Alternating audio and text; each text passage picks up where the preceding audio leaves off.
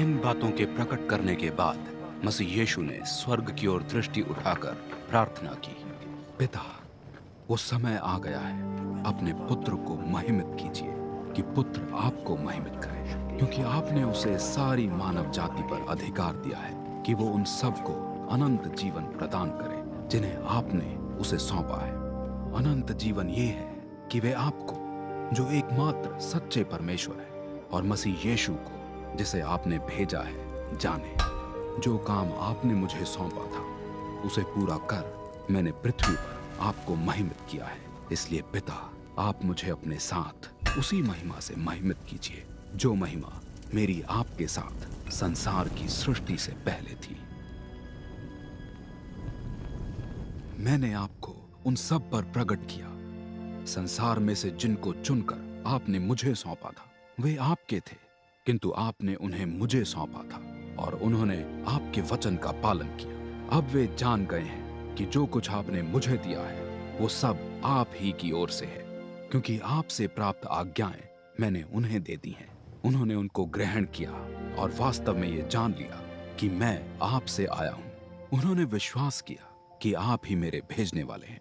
आपसे मेरी विनती संसार के लिए नहीं, किंतु उनके लिए है जो आपके हैं और जिन्हें आपने मुझे सौंपा है। वो सब जो मेरा है आपका है, जो आपका है वो मेरा है, और मैं उनमें महिमित हुआ हूं।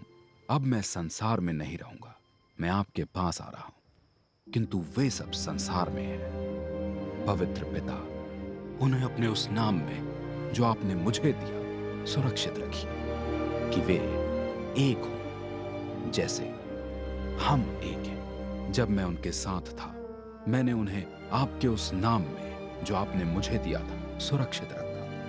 मैंने उनकी रक्षा की। उनमें से किसी का नाश नहीं हुआ सिवाय विनाश के पुत्र के, वो भी इसलिए कि पवित्र शास्त्र का वचन पूरा हो। अब मैं आपके पास आ रहा हूं। ये सब मैं संसार में रहते हुए ही कह रहा हूं कि वे मेरे आनंद से परिपूर्ण हो जाएं। मैंने उनको आपका वचन संदेश दिया है। संसार ने उनसे घृणा की है क्योंकि वे संसार के नहीं हैं, जिस प्रकार मैं भी संसार का नहीं हूं। मैं आपसे ये विनती नहीं करता कि आप उन्हें संसार में से उठा लें, परंतु ये कि आप उन्हें उस दुष्ट से बचाए रखें। वे संसार के नहीं, जिस प्रकार मैं भी संसार का नहीं हूं। उन्हें सच्चाई में अपने लिए अलग कीजिए। आपका वचन सत्य है। जैसे आपने मुझे संसार में भेजा था, मैंने भी उन्हें संसार में भेजा। उनके लिए मैं स्वयं को समर्पित करता हूं कि वे भी सच्चाई में समर्पित हो जाएं।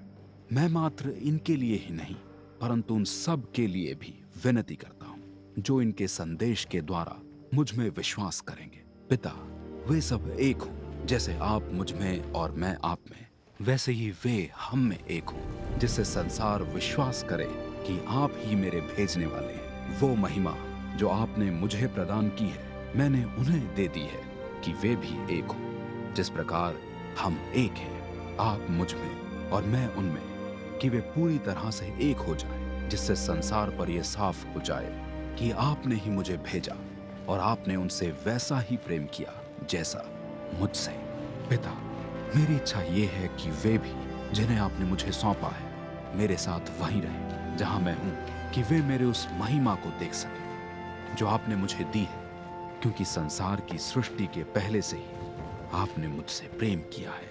न्याय करने वाले पिता, संसार ने तो आपको नहीं जाना, किंतु मैं आपको जानता हूं। उनको ये मालूम हो गया है कि आपने ही मुझे भेजा।